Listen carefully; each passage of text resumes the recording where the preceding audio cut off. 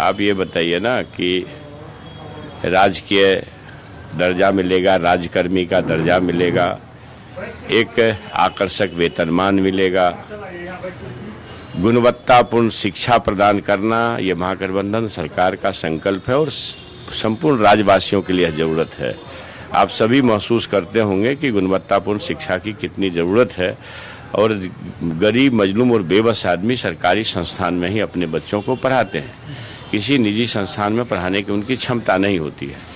अब एक शिक्षक को, अगर अभ्यर्थी को शिक्षक बनना है तो जो पात्रता परीक्षा उन्होंने दी है, जैसे ट्रेनिंग किया है, सीटेट एसटीटी किया है, तो उन्होंने शिक्षक बनने की योग्यता धारण कर ली।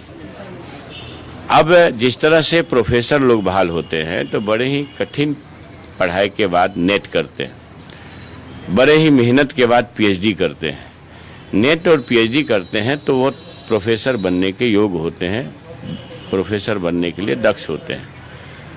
आपको नहीं मालूम कि आज के तारीख में बिना पीएचडी किए हुए कोई इंटाइटलमेंट नहीं रखता है, जो यूजीसी का गाइडलाइन है। तो जो मतलब है, इस ढंग की चीज़ें को हवा देते हैं लोग, उनको ये समझना चाहिए कि हमें आखिर अल्टीमेटली देनी क्या है। हमें तो क्वालिटी एजुकेशन देना है ना, गुणवत्तापूर्ण शिक्षक बहाल करके गुणवत्तापूर्ण शिक्षा देनी है। तो गुणवत्तापूर्ण शिक्षक बहाल करने में अगर किन्हीं को परेशानी हो रही है तो जो वर्षों से 15 साल 20 साल से लोग पढ़ा रहे हैं, ऐसे नियोजित शिक्षक अपने आप को नियोजन के दंश से अगर अलग करना चाहते हैं तो उनके नियोजन में, माननीय मुख्यमंत्री जी ने कहा है कि नियोजन की नीति है, नियोजन की नीति जो बरकरार है उसमें से नियोजित शिक्षकों को हटा तो नहीं रहे, बल्कि माननीय मुख्यमंत्री जी ने कई अवसर पर कहा है कि हम वेतन बढ़ाने जा रहे हैं। मगर ये तो अच्छा नहीं है ना कि आप शिक्षक हैं, आप बच्चों को पढ़ाते हैं और आप जो पढ़ाते हैं उसी कोर्स में से आपसे कुछ अगर सवाल पूछे जाते हैं और आपको लगता हो कि नहीं नहीं हम सवाल के घेरे में नहीं आए, तो ये ठीक नहीं है।